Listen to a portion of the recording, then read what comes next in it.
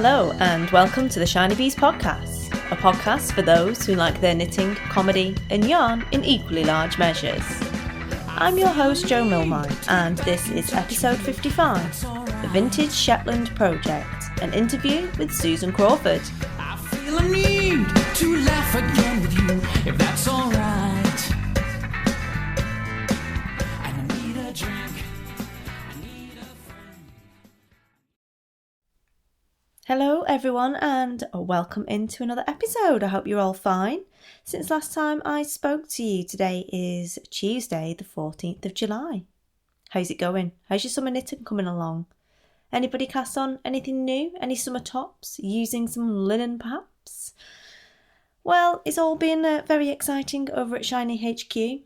Because I live in Scotland, I've been knitting a super chunky jumper and it's nearly finished. My owls is nearly finished, so I can't wait to share that with you all. You can watch the nightly progress on Instagram if you're at all interested. So today I've got some very exciting content for you. I've got an interview with Susan Crawford. For those of you that are not familiar with Susan, although you will be unless you've been living under a rock, she is a knitwear designer based in the UK who specialises in vintage knitwear in particular. She's authored 4 books so far, which are stocked worldwide in the V&amp Museum, in Waterstones, WH Smith's, you name it. She's stocked there, and she's very kindly agreed to come on to the show and share her story with us and have a bit of a natter. So I hope you will really enjoy that. It was a brilliant interview. I really enjoyed it myself, and I think there's plenty of value to be gained in there for people who are thinking of getting into the industry, and also it's a great story. She's a fantastic storyteller, and her backstory in particular resonated with me a lot as someone whose granny taught her everything she knows about needlecraft and pretty much life in general, to be quite honest. So I am really looking forward to that. One bit of news quickly for you before we crack into the interview, and it's a favour. I need a favour from you all, please. And I don't ask for favours often. I never ask for favours really, but this one is a favour and I would really, really appreciate it if you are able to help me out. I don't want any money, I just want a click of your mouse, please. And the podcast has been nominated for a UK Podcasters Award, and the nominations are running currently, and it's already halfway through the month. So all the other podcasts that have been nominated have got a head start on me, which is why I really, really need your help and the help of anyone else that you can get to click and vote for me and the podcast. And essentially it's a new set of awards that are going to be awarded in September, and the podcast has been nominated, and I would really, really appreciate your support on this, because one of the criteria for it is how engaged your community is. And I know how engaged you guys are because you are lovely. You send me messages, you send me emails, you talk to me on Twitter, you watch me open boxes of stash on Periscope, and I am very lucky to be in that situation where I can put out this podcast to entertain you all, and you all give me so much back in return. And I would really like to celebrate that by getting a podcast award. Really. So I've made it really easy for you. I will share it around on social as well, but the URL, I've put a link to it through my website so you can find it, because obviously you know the address for that. But the address you are looking for is www.shinybees.com/podcast/UK- podcasters-awards. Now, if you can't remember all of that, if you go to my homepage, in the top bar of the menu, there's a separate little button for UK Podcasters Awards. Click on that, click on the graphic, and it'll take you straight to the page you need to go to. Put your details in. You've got to put your email in so they can confirm it's you, so no one's cheating by basically putting the same email in over and over again. It's like a double opt-in, you have to confirm it. So it's more than 1 click, it's 2. That's a bit cheeky, it's 2 clicks. And that way you'll be able to support me and the podcast in this award ceremony. Spread it as far as you can, send it to your friends, ask your mates on Facebook, because I would really appreciate your help on this one. And you can vote once per day per podcast, but you're not going to vote for any more. You're just going to vote for mine. And if you could vote every day from now until the 31st of July, I would absolutely love you. In fact, if you vote every day from now till the 31st of July, send me a message and I'll do a giveaway of a random skein of yarn in my stash. And that's probably technically bribery, I guess, but I don't care. And I would really appreciate your help. So that is the UK Podcasters Awards, and the URL is www.shinybees.com/podcast/UK-podcasters-awards. Thank you. So I think we better go on to the interview. Get yourselves a cup of tea, get yourselves some knitting, and sit back and enjoy this one. It's been one of my favourite interviews so far. I wouldn't like to pick a favourite between this one and Kate Davies, but she certainly knocked Stephen West into the long grass. So without further ado, let me present to you the wonderful Susan Crawford.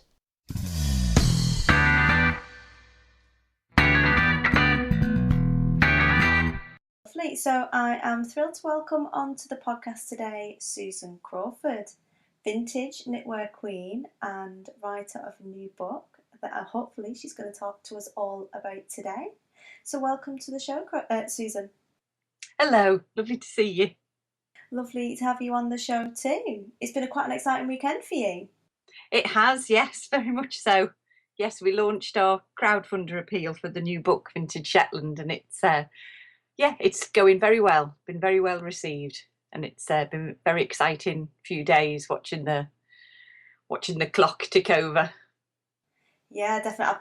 I have to admit, I have been playing refresh a little bit as well to see how the crowdfunder's been going on, because obviously this isn't your first book. You've written 4 books already, and you have a really distinctive style. I think when anyone goes to a show, they can see your stand for miles away, because it is a completely different look to a lot of other stalls. So can you tell us a little bit about you as a person and your background, and also about how you came to be interested in yarny pursuits?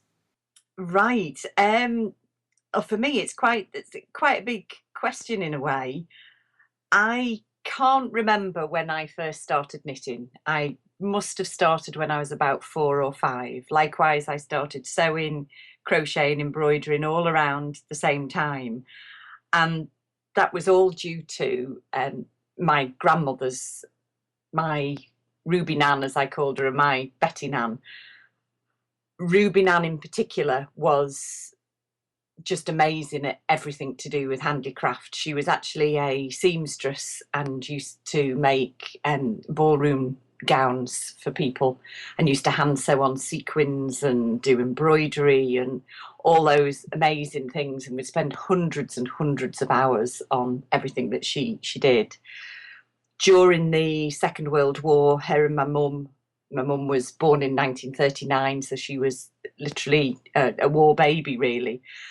My nan was on her own. My granddad was off overseas for basically the entire 5 years, and Nan used to make clothes out of old curtains, out of tablecloths. She would make necklaces out of seeds she'd taken from fruit and dried and then painted them. And she was the ultimate make, do and mend person. And I used to spend so much time with her. Every summer I would be with them. Every weekend I would want to be with them, even if I couldn't be. And we never really bought things. The whole sort of ethos of childhood spent with my grandparents was that if my doll needed a new dress, the box would come out and we would start looking for fabric or wool to make that dress. If I needed a new well for my little toy farm, we would get cardboard out, we would get paper out and so on, and we would make a little 3-dimensional well. So I've always made things from as long as I can remember. And Ruby is really why I call the blog Just Call Me Ruby, because it's my homage to my nan, who I don't think I would be the person I am if I hadn't have had Ruby Nan around. Mum knitted, but Mum Mum needed to knit, so she was still at the stage in life where she was furnishing me and my brother with sweaters for school and all the necessities rather than doing it for pleasure. Whereas Nan had got to the point in life where she was able to spend the entire weekend knitting Teddy a cardigan with me. So she was the one who got my appreciation, should I say. But I was surrounded by knitting everywhere. Both Nans knitted, Mum knitted. We were always swathed in, unfortunately, quite unpleasant acrylic cardigans and jumpers, but they were hand knitted. So I never knew a world that wasn't surrounded by things that family had made us. So basically, I suppose I've always been interested in yarny pursuits, but didn't even understand that I was until much, much older. I hated needlework at school, hated home economics, domestic science, whatever you want to call it, with an absolute vengeance, and rejected it for several years. And it was only when I left school and didn't have to do it that I started doing it again. And I used to make myself things to wear at indie nights and things like that. Every weekend I would go out Saturday morning, buy fabric, buy wool, use great big needles and make big sloppy things, make skirts out of furnishing fabric, all sorts of things to dress myself as I thought absolutely incredibly. I dread to think where I actually looked at, but I thought I looked great. So yeah, that was really when I got started, and I began to collect vintage knitting patterns and vintage sewing patterns.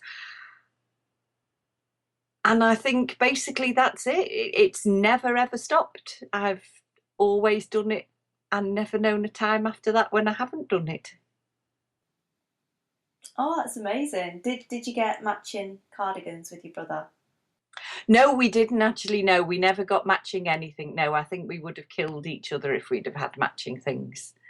We were quite competitive as children. So we didn't do looking the same. No, definitely not.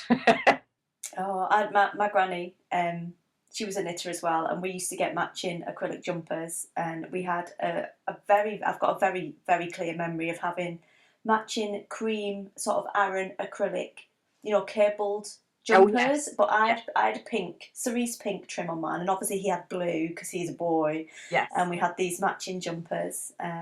Classic 80s knitwear. It was brilliant. Yeah. No, my brother was always in blue.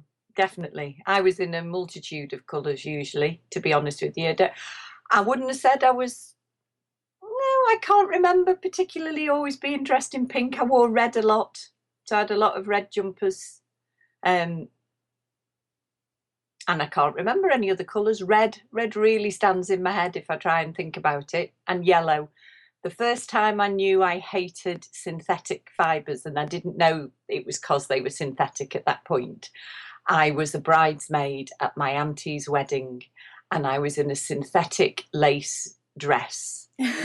That made me sweat and itch, and it prickled me from head to foot. And there was something at that point as a young child, I knew I didn't like the feel of this thing that was on me. And I think it was from then that I started building up a desire to get natural fibres, really. So when Mum used to make me cotton dresses and things like that, I was always happiest when she was doing me those, rather than some other strange concoction that she'd find somewhere and make me. So yeah, it all started quite early, really, an appreciation of it, but without the knowledge of what it was I was appreciating or why. Oh, brilliant. So you trained as a teacher as well? I did, yeah. So what was the tipping point that turned what was almost a lifetime hobby or a way of life, really, into a full-time business? Well, I never really wanted it to be a hobby. I actually, I trained as I did fashion and textiles as a qualification, but was unable to find a way into the industry other than by doing dressmaking for people and things like that on the side. So I ended up doing administrative and boring jobs just to make ends meet whilst doing these other things as a sideline. But it was always my goal from quite early on in life to in some way be involved in fashion, clothing, craft, whatever you want to call it. I wanted to be part of it. But in the early 90s, it was actually very, very difficult to get independent work. You had Sirdar, you had Peyton's, you had Wendy. From a magazine point of view, you had Woman's Weekly, and there was Rowan. And really, within the UK, there was very little opportunity to do freelance knitwear design. There certainly wasn't the internet and the ability to sell PDF patterns. I mean, it sounds so recent to me, the early 90s, but actually it was a completely different world. In 1992, when my daughter was born, it was almost impossible to put out a pattern and sell it online. It just wasn't happening. So I had to find other ways to be employed, I guess. I used to teach classes independently, knitting, sewing, etc., for various places. And I worked for Rowan for several years as well. And at the same time, I did my teacher training, and I began to work at my local art college teaching fashion, textiles, art and design and so on. But that was after my daughter was born. So what does a typical day look like for you now? Because you're not just a knitwear designer, not just is just as a bad word, but knitting design isn't your only occupation, is it? No, I showed this question to my husband last night, and he laughed for quite a long time. There is no typical day. About the only consistent thing is that of a morning we have animals to deal with. So of a morning it involves feeding the chickens, feeding the ducks, letting the goats out, checking the sheep, feeding the cat, obviously. And that takes up quite a chunk of the morning. So we start with all the animal husbandry jobs. Since we've lived here on the farm, we've had to respond more to how the weather is working as well. So if you know during a week you've got some outdoor jobs to do on the farm, and you've got administrative tasks to do in the office, you sort of juggle it about to fit the weather, because if you miss the weather when you've got grass to cut or you've got the sheep to shear, you could be waiting another week before you can get back to that job. So it's very much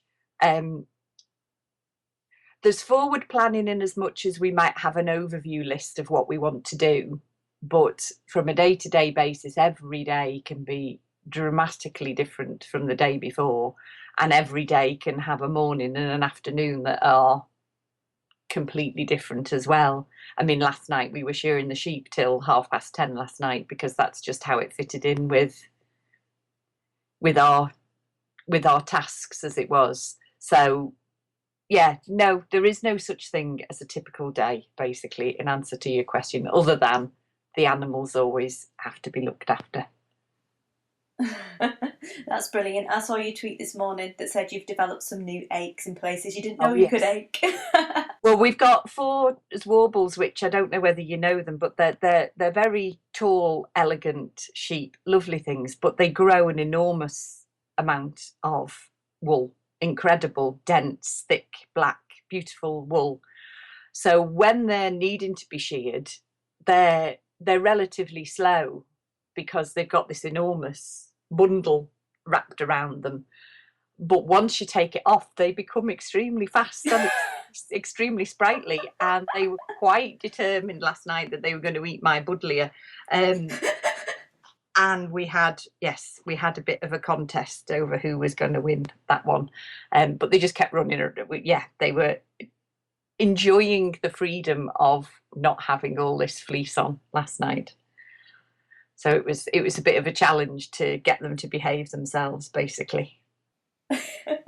I can imagine. I've got this really funny visual going on in my head right now because I've watched sheep shearing before, and they are quite lively little things, especially when they get them in that little sort of pen. They get them into a straight line, like a trailer, and so they can kind of get one at a time and then shear them, and they're not all moving around. But some of them sort of jump over the top, and the sheep guy's trying to catch them, and yes, and that's even with wool on. I can't imagine when they take them off and they're sort of like, must be like Christmas running around. Well, yeah, and Zwarbles are bred to have very long legs because in the Netherlands, where they're from, they are actually bred to be milk sheep. So they need long legs so that they can be milked. Yeah. So they are really tall, and you forget how tall they are, but they're also very, very strong. They're lean and muscular, beautiful animals. But yeah, they are powerful and fast and agile and tall. And they can give you a run for your money if you're trying to stop them get somewhere. You gotta run quite fast to outrun them, basically. So, and I'm not a runner. So I am slightly achy today. Yes, it's got to be said. Oh, that's brilliant. I think next time maybe you should film it and put it to some Benny Hill music. That'd be quite funny. Yes, maybe not. So taking it from the sheep back to the wool and your designing, can you tell us a bit about your creative process when you develop a new design or a new colourway? This question really intrigued me, actually, because I have been asked similar questions before, of course, and a lot of designers I know have a way that they usually design. And I've realised that over the years that has altered with me, and sometimes I'll design something from one angle, and then other days I'll come at it from a completely different angle. And it intrigued me that I don't have this one specific process. I would say that in the past, when I used to do more designs on commission, for example, if I was commissioned to design something, I would usually create a storyboard, and I would actually be designing for a person. This person wouldn't actually exist, or they might do. They might be a character in a film or a book, or they might be some famous person from the past, and I would create around that story that I would create, and I would design clothes, accessories, or whatever that I felt related to this character. I used Faye Dunaway out in Bonnie and Clyde a lot as my inspiration, and I used to use Jessica Lange in The Postman Always Rings Twice as an inspiration, and things like that. I would have people who I often came back to as my sort of, well, if they looked good in that's how I want it to look. But I've realised that over recent years that has changed quite a lot, and it comes from a much more sort of instinctive place, maybe. Hard to quite say in a way. I think since I've had my own yarn ranges, the creative process has often started with the fibre rather than the story. It's sort of now coming from the opposite direction, where now I will start wanting to experiment with a yarn or with a colour, and that will lead me into a design that I think shows off that yarn or shows off that colour. Obviously, when doing things like the Stitching Time books, and again with the Vintage Shetland books, they're actually in many ways quite restrictive, I guess, because you are having to, the goal is to recreate as closely as possible to what already exists rather than your own creative input. So it's a completely different way of approaching it. And when you've worked on a project, say like when I finished off Stitching Time Volume 2, I was desperate to create something from scratch, because for about 2 years I had focused on recreation rather than creation, if you get what I mean. So maybe that's why I've started being much more organic in the creative process, because I need that freedom to just experiment completely, because a lot of the time I actually spend analysing and understanding something that already exists, and I'm trying to recreate it. Certainly with the Vintage Shetland project that I've been working on these last few years, I am trying to exactly replicate articles that are in a museum. So that really doesn't allow very much creative process at all. Just in some ways, it's very much you have got to find a way to reproduce something that is already in existence.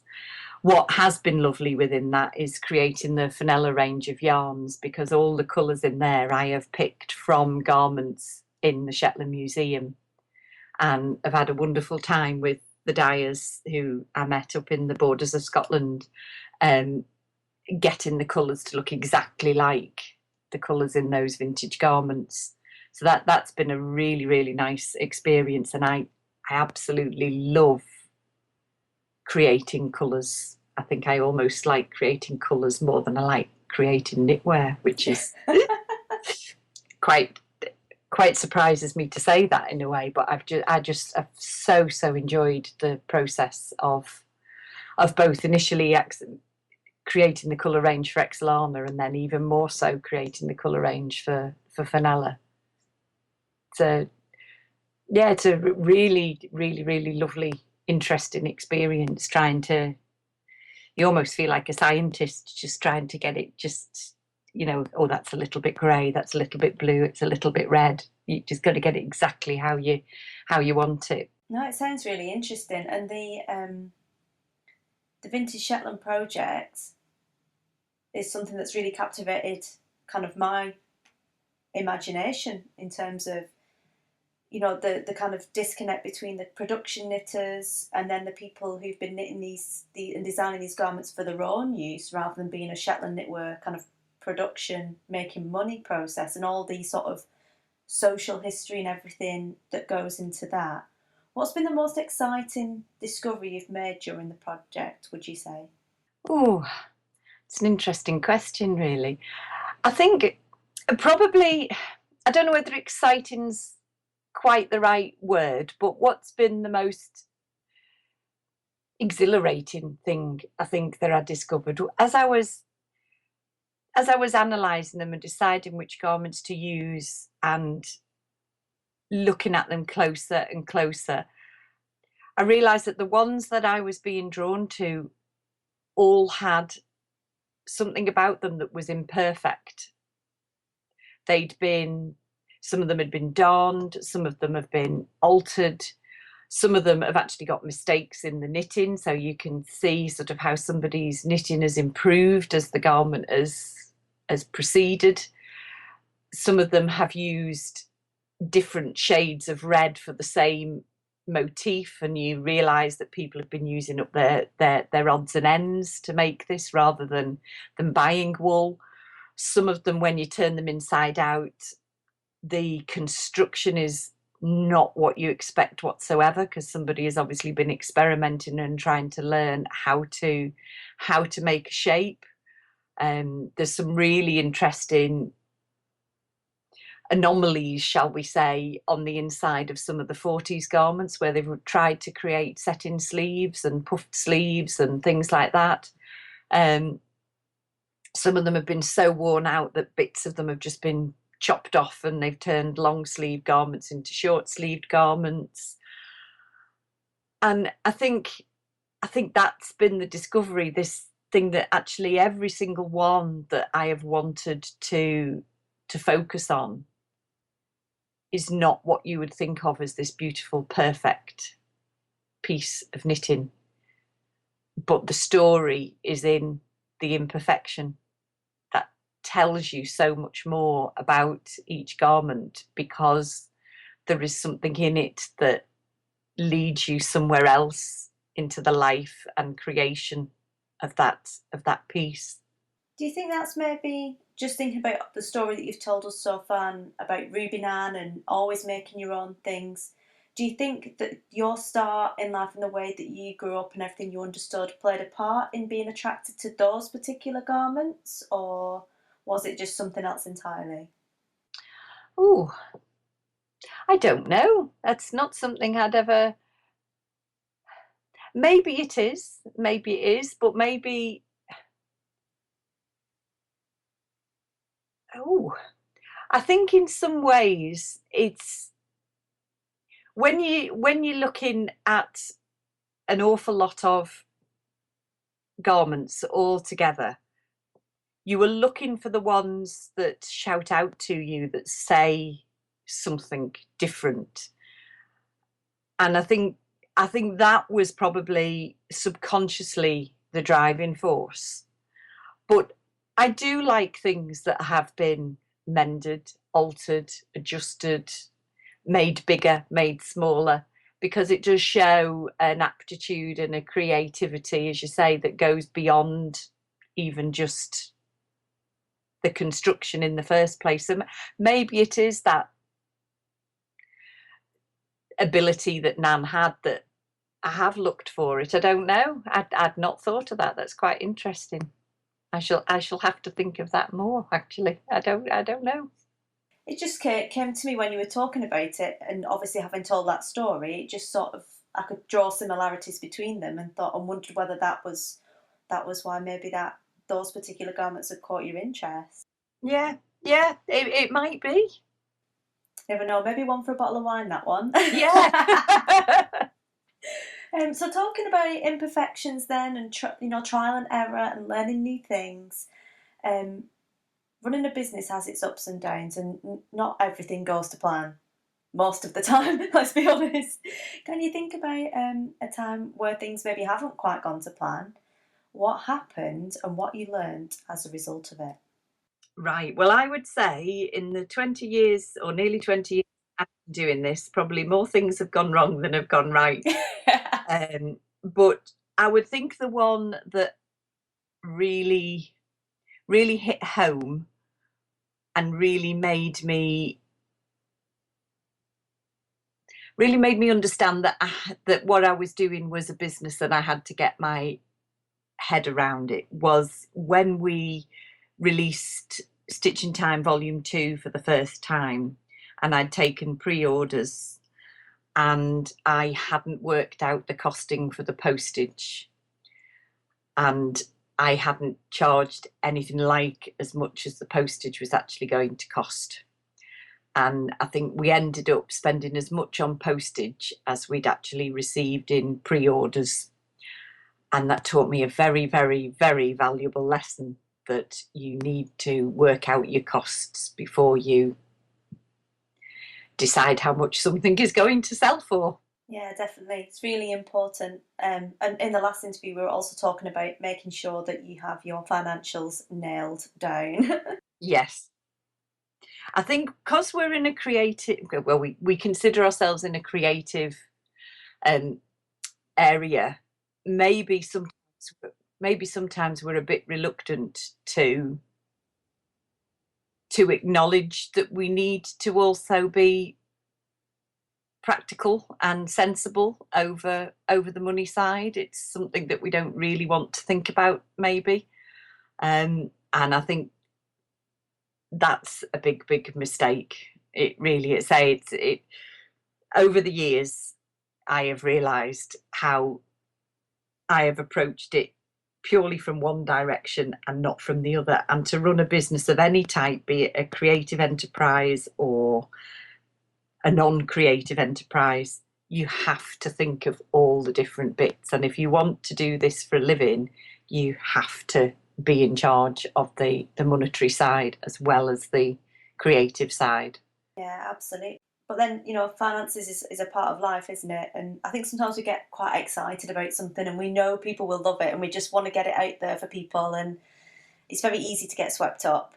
Oh yes, I'm probably more guilty of that than anybody, to be honest with you, because certainly neither of the Stitch in Time books or the Vintage Shetland Project ever set out in any way to be commercial. It's not what comes into my head at all when I set about doing a project of this size. I mean, volume 1 took 2 years to write, volume 2 took 3 years to write. Vintage Shetland has up to now taken over 4 years to write. So they're not really what you would consider to be commercial projects, but it's trying to find a way, I suppose, of making them viable and still being able to do them, because you could not approach a publishing house with something like Stitch in Time books or Vintage Shetland Project and expect them to support it when you know it's going to take years and years of work and potentially, cost so much to produce. So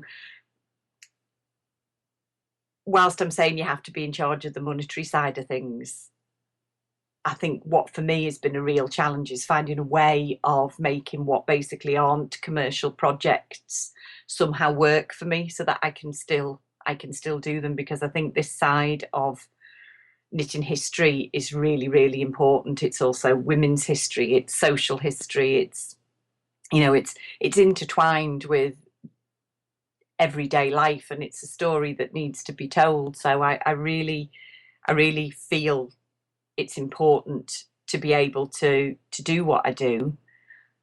But I say at the same time, I know that if I'm realistic, I know I can't do it any other way than the way that I'm doing it, which is not the most financially sensible.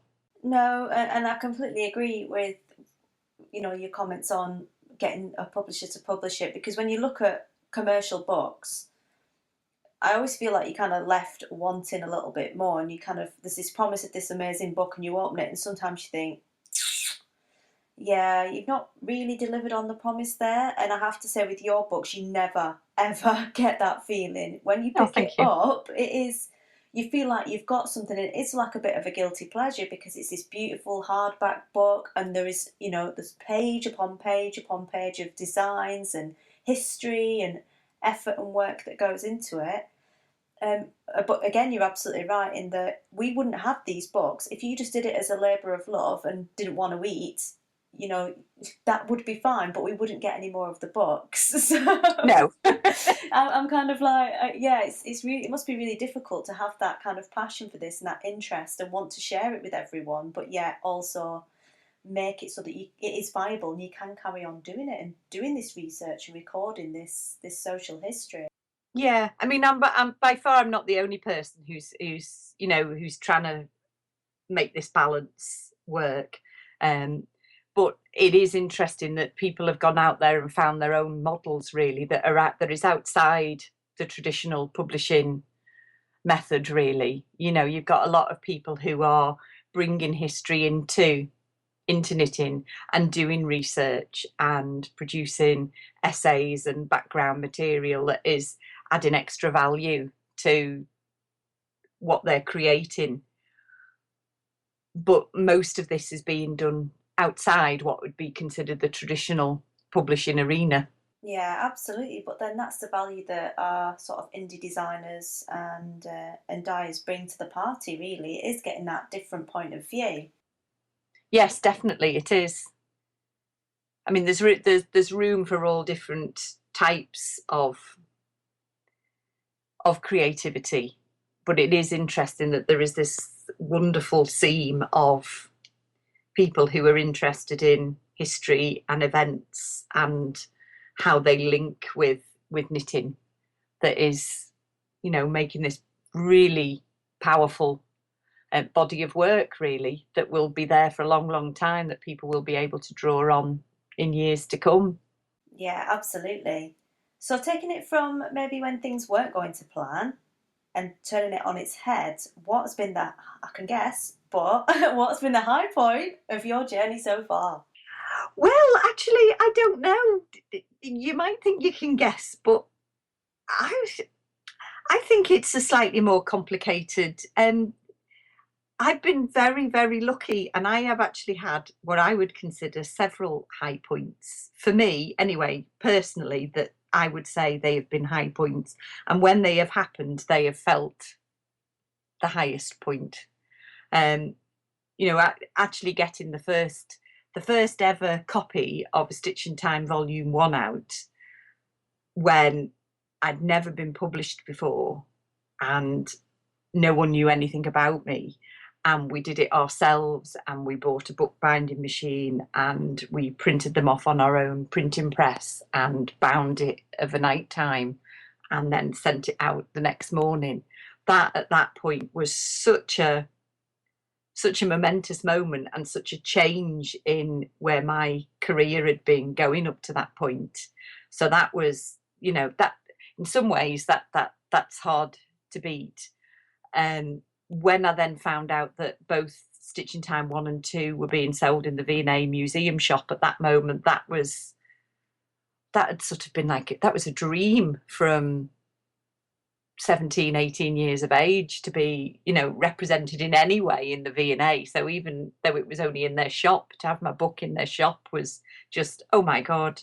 But then, of course, since then, this last month has been quite phenomenal. But there was actually something that happened just before we launched the crowdfunder that is also one of the high points, to be honest with you. I've been working with the Harris Museum in Preston to recreate my husband's great uncle's cardigan that he wore in World War One. And we've got photos of him wearing them. And unfortunately, he died at Passchendaele in 1917, just trying to work out, 98 years ago.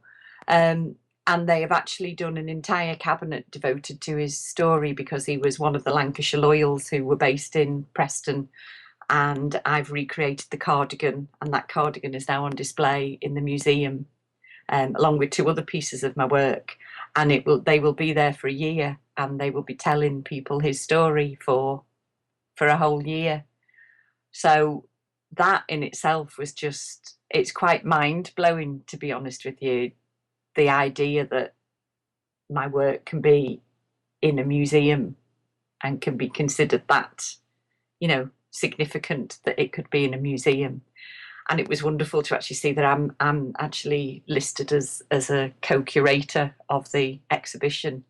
And at 18 years old doing fashion and textiles, if someone had told me that I would get to do that, I just would not have thought that was even a possibility. So always think, never doubt that you can achieve your dreams. They will happen. And then obviously straight after that, we went into the crowdfunder for Vintage Shetland, and I was absolutely terrified about doing the crowdfunder. It's something that I was petrified of doing because I thought 3 people would would fund, and I would get about £6.50. And I wouldn't know where to go with the Vintage Shetland Project after that. And actually, we launched the campaign, a 30-day campaign using a publishing platform called Pubslush. And you launch you launch a project for 30 days and you promote it and so on. And unbelievably, after 48 hours, we had reached our target. So I think, yeah, that's probably the one you were expecting me to be the highlight. And actually, yes, it is. It was just such an unbelievable thing to see happen that I don't think I've even quite processed it yet. It's just phenomenal that people have got behind us and supporting it and believe in it and want to see it published. And it's just absolutely wonderful, because sometimes you can do these things and you get lost in your own little bubble of research and analysis and writing the text and writing the programs and writing the patterns, and you think, well, yeah, maybe a few people will be interested. But once you put it out there, to actually get the amount of support that I've had and the wonderful messages I've had from people about it, and how excited they are, and how behind me they are on it, it's really given me a new zest to get on with it and to get it completed and to just make it even better than it was going to be anyway. And the knitting, the world of knitters is an absolutely incredible place. The support that we get is phenomenal. It really is. And I think we're very, very lucky to have that sort of community of people behind us who recognise something worth supporting and go out there and do so.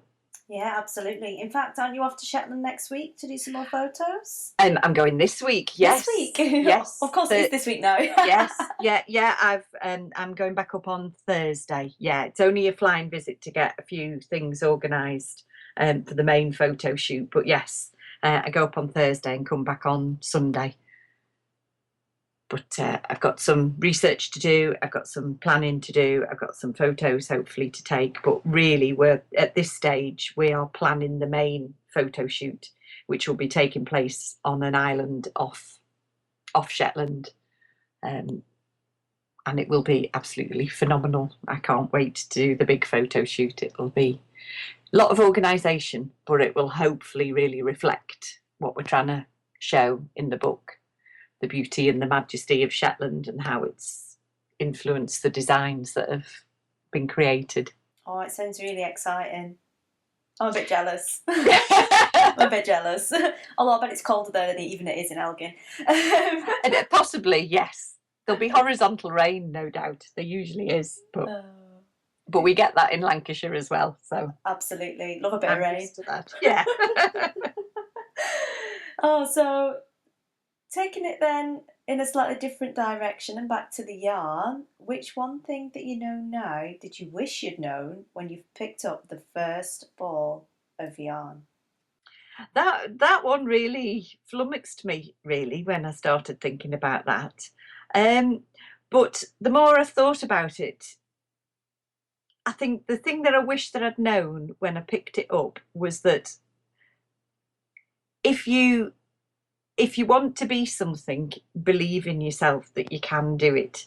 And from the moment I started making things, I knew that was who I was, not just what I wanted to do, but it is who I am. I can't. Somebody asked me the other day, well, if you stopped doing this, what would you do? And I thought, there is nothing else other than looking after my sheep and my polytunnel that I want to do, because this isn't just what I do, this is what I am. And that first experience, that first ball of wool and needles somehow spoke to me inside, and it is what I am. I cannot be anything else. And I just wish, when you're young and you start doing these things and you think, well, this isn't what you can actually do, you can't be this is just something that you do to pass the time when you're doing the proper things. I wish that I'd have known back then that actually it is what you can be, it is what you can do, and you should have belief and confidence in yourself to go out there and be it. It's a really powerful message, and I guess it's a mindset thing as well, in that, you know, if you don't believe it and work towards it, it's never happening. No, exactly. You do have to believe it. So taking it one step further then, desert island skeins. If you were going to be marooned on a desert island and could only take one skein or ball of yarn, what would you take and why?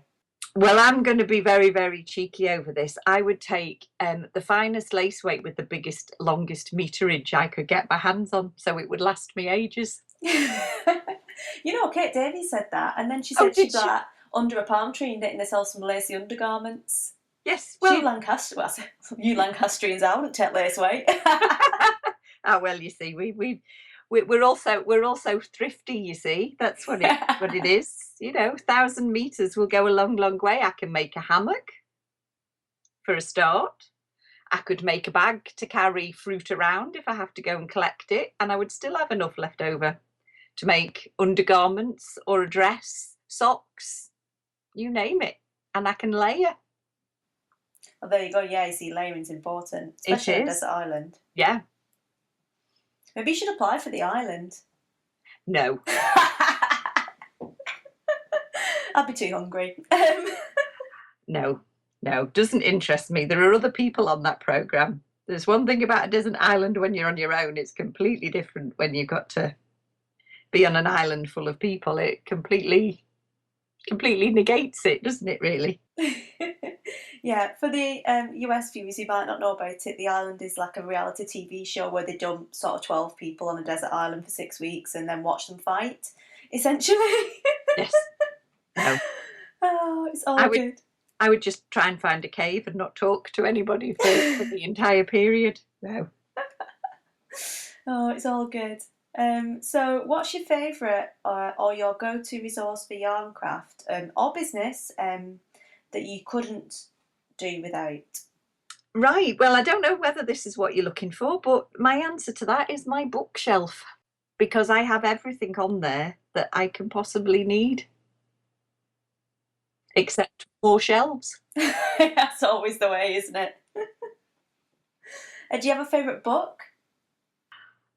I have a whole raft of books that I dip into on a regular basis. Some predictable, I suppose, like your Mary Thomas and your Barbara Walker and your Elizabeth Zimmerman and your Monsey Stanley type things, but then lots of other things. I adore the Oddhams books. I've got every Oddhams book imaginable. Just looking back, what else do I look at regularly? There's an amazing woman called Flora Clickman that nobody else seems to have heard of, who wrote books at the turn of the 20th century about knitting and crochet, and I've got a lot of hers, and hers are really inspirational. She created stitches and all sorts of intriguing things, wrote her own abbreviations system. Really, really fascinating. And lots of sort of books from the 70s, really. And the 80s. I've got a lot of Sarah Donn books and Sheila McGregor books and people like that, who I go to time and again, really, for a lot of information. So I'd say they are probably my key ones. And I look back on the Stitch in Time books as well, because they're very useful. Will there be a Stitch in Time 3? Putting you on the spot there. I don't think so. I'll be honest with you, I don't think so. Sad though that might sound, I have a lot of other projects that have waited a long time that I would like to work on before I did a volume 3. So bearing in mind that every year we apparently get older, I don't think I'll get to volume 3. Based on how long it takes me to complete anything that I do, I can't see it happening, I'm afraid.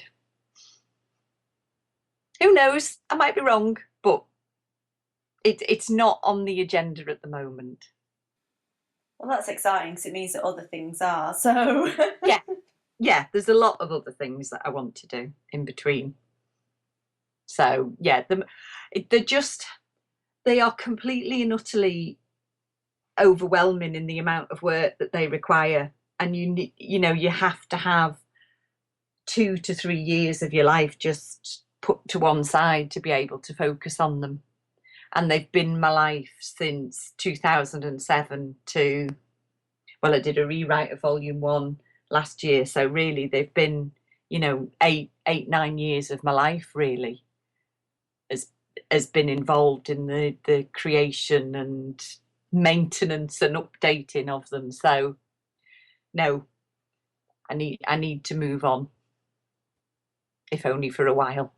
Yeah, exactly. It's not a light undertaking, I guess. So I guess you have to be in the right headspace to sort of attempt even thinking about it. So Yeah, I mean, I've got so many. I mean, I have an enormous archive of patterns and magazines and books, which I really want to explore and do more about. But whether they come in a different way than the Stitch in Time books is yet to be seen. I've got some thoughts of things that I'd like to do, but at the moment they are only thoughts. So you'll have to watch this space really. Oh, it sounds exciting. It definitely sounds exciting. So where's the best place for people to find you? On my farm, but no. On online, there are two places where you can find. Well, you can find me in several places, but you can find me on my website, which is just susancrawfordvintage.com. I also blog semi-regularly on justcallmeruby.blogspot.com. And on a day-to-day basis, I use Twitter, Facebook, and particularly Instagram, which I absolutely love Instagram. And on there, I am Susan Crawford Vintage. On Instagram, I am A Stitch in Time. And on Facebook, I have no idea. I think I am Susan Crawford number blah blah blah blah, but I'm sure if you search Susan Crawford it comes up ultimately. I'm quite new to Facebook. I've only been using Facebook for about the last year, which is quite ridiculous. I realise that, but I'm finding my way around. I'm getting better at it. I guess you don't need it if you've got Ravelry, do you? Let's be honest. I quite like it. It's funny, you do get different, you meet different people on different social media, which is nice. Yeah, definitely. You have a Ravelry group as well though, don't you? Oh yes, I do have a Ravelry group as well. Yes, that's got a really long name because of the way it's evolved over the years. And but if you search Susan Crawford, you will, or A Stitch in Time, or just call me Ruby. I think any one of those things will find the group, and it's A Stitch in Time. Susan Crawford Vintage is its name. Just a bit long-winded, but that's sort of where it's ended up at the moment. But it's a very nice group. We've got a lot of nice ladies who all offer help and advice to each other. And we very, very rarely have the disagree button ever used. So it's a pleasant group. It's lovely. Oh, that's good. I'll put all the links in the show notes. I've disabled my disagree button because it gave me rage. So I just disabled it completely. Well, I think I've only ever had about 2 disagrees in several years. So we must keep everything very, very pleasant. Oh, I don't know. No one ever seems. I don't know if anyone disagrees with me, obviously, because I don't have it on. But like, you'd see a post, not on your group, but in general, just saying, "Oh, it's a beautiful sunny day," and there'd be like 3 disagrees on it. Like, oh dear.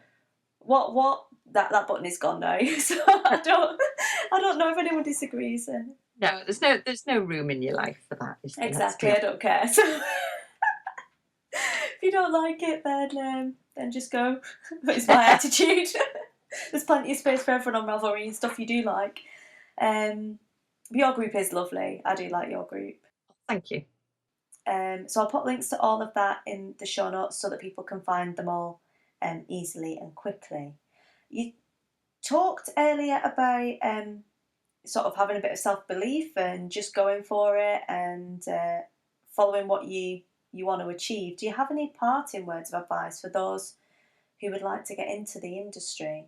Yeah, I do, because it's one of those things. Obviously, you get to a certain point in your career where people do tend to ask you that advice quite a lot, where you get people who come to a stand at a show and say they want to be a designer, or they want to write a book and things like that. So it is one of those things that I do try and think of something sensible and useful to say to people, but it's not easy to put it just into a few words in a way, because it's such a huge thing to be considering doing. But I suppose I would say definitely believe in yourself, but without question have your own identity.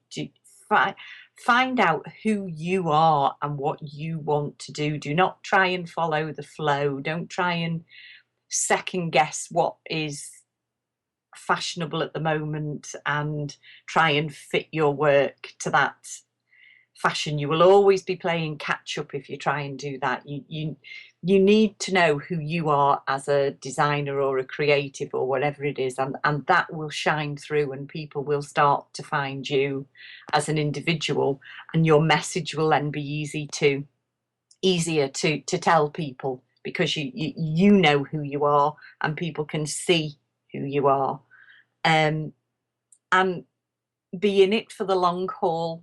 If you want to do this, it is not something that you might have one pattern that sells really well the very first time you put it out, but for the majority of people who are doing well now, they have been here quite a long time, and they have worked and worked to get there, and don't expect to get rich quick.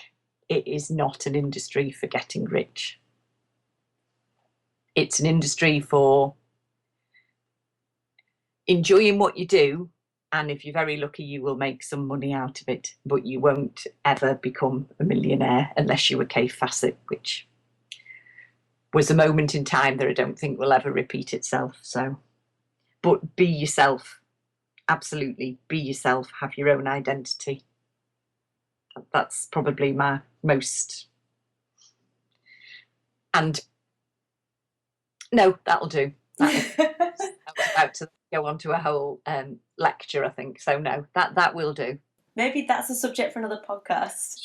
Yeah, Definitely. maybe. No, it's a really good point, because I don't think anyone sets out to copy anyone else's work or to imitate anyone, and everyone's inspired by somebody's work in particular. But I think if you're not true to yourself and who you are, it will show through at some point, even if it doesn't show through straight away. I think it's not even necessarily whether it shows through or not. I think it's just very, very hard work. If you're having to second guess, I mean, it's all hard work anyway, but if you're trying to follow trends and second guess, you spend so much time trying to figure out where to go that you're not maybe spending your time on a creative process. You are spending time trying to work out what you should be doing instead of doing what you want to do. Yeah, absolutely. So get us all a bit excited then. What's next for you? What's next for the business? What can we be looking forward to over the next few months? Well, first of all, primarily, it is all hands on deck for the Vintage Shetland Project. We've got 26 days left on the campaign. It would be wonderful if listeners would go to the campaign and support the project if they are interested in it. There are still lots of lovely rewards available, but primarily it will be your only way to get a copy of the book this side of Christmas. I've had some very interesting discussions lately about the logistics of getting the book out, and I've had to make the decision that the only way to be sure that the wonderful people who've supported the campaign to this point will get their copy before Christmas is that we limit how we make the book available at this point. So if you are interested in Vintage Shetland Project and you want to be one of the first people to get your hands on it, the only way to do it is to go to the pubslush campaign page, which I'm sure you'll be putting on the links, so I don't need to go through it, but that is definitely the way to do it. So for the next few months, that is what I am going to be doing. I'm going to be finishing off the research. I'm going to be doing the photo shoots, which involves obviously finishing off lots of garments, sewing buttons on, all those sort of things, darning in ends, cutting open steeks, all those jobs that need to be done to create the garments. I will then be finishing off the text, having it all edited, laying it up, producing the book. And once that's all over, I will be sitting in a dark room for a while and trying to calm myself down. Then we will be promoting the book, obviously, after that point. And then after that, I've got a few other things up my sleeve that I'm going to start working on next year. Probably not a major book project at this point, although I have got a couple of little research things that I would like to do on, which involve Norway and the Faroe Islands, but I'll say no more about them at this point. But that's probably what's next. Exciting. And will you be at Yarndale this year? Oh yes, I will be at Yarndale. Yes, I will have a stand at Yarndale. Then I will be immediately getting the plane to Shetland to go up for the last few days of Shetland Wool Week, and I'm doing a trunk show at the museum on the 1st of October for anybody who's going to Shetland Wool Week. I think it's in the afternoon on the Thursday, the 1st of October, when I'll be revealing some of the garments from the book for the first time. Oh, I'm jealous. Can you share it with us on Instagram? Because I can't come to Shetland Wool Week. Probably, yes. And I'm sure it will get onto Instagram in some shape or form, yes. You're good to us, Susan. You're good to us. Oh, brilliant. Well, thank you so much for being so generous with your time and your experience and for telling us about Nana Ruby. Pleasure. Okay, cheers. Thanks very much. Thank you for having me. No worries.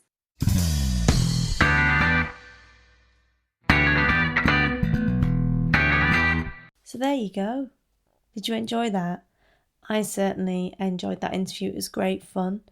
And Susan's great fun as well, as you can hear. I absolutely love her unapologetic attitude when it comes to achieving things, and, you know, a kind of firm embrace of the idea that if you want to do something, then, you know, make it happen. You can do it.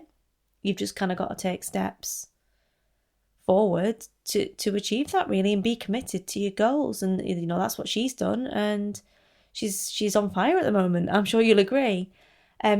If you do want to pop over and support the pubslush campaign, I have put the links in the show notes for you. So if you go to www.shinybees.com, the links will all be in the show notes there for you to go along to that. Or if you go to www.pubslush.com, pubslush.com, and put in Vintage Shetland Project, you'll find it. I think she's on the homepage anyway at the moment with the campaign.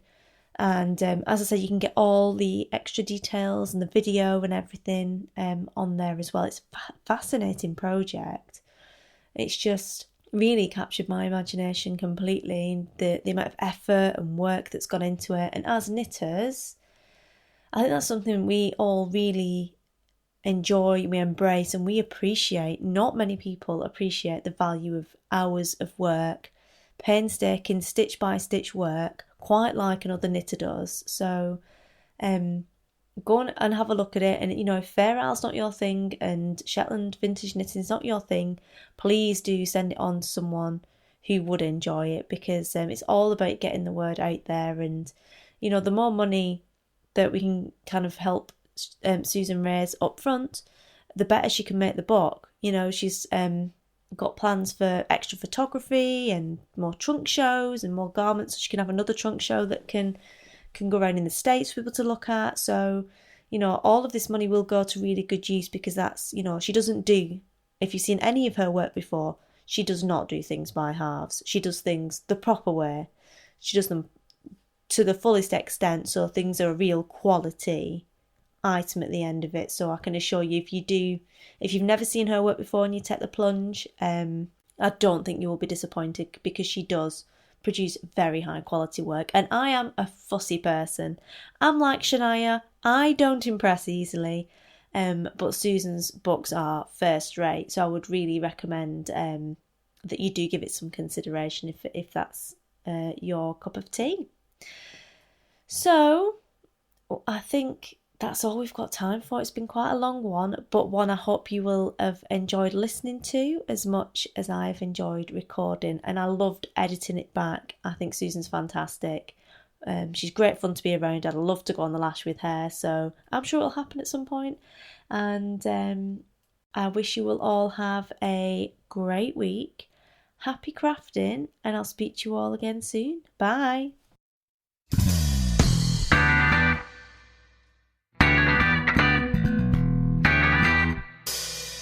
You've been listening to the Shinybees podcast, a podcast for those who like their knitting, comedy and yarn in equally large measures. If you'd like to get in contact with me, you can do so via the blog, or I'm Shinybees on Ravelry, Instagram, Twitter, Pinterest and Facebook. You can email me at shinybeesinfo@gmail.com. Music for this episode is provided by Music Alley, and it is Adam and the Water Boys and I Need a Drink. Need a drink.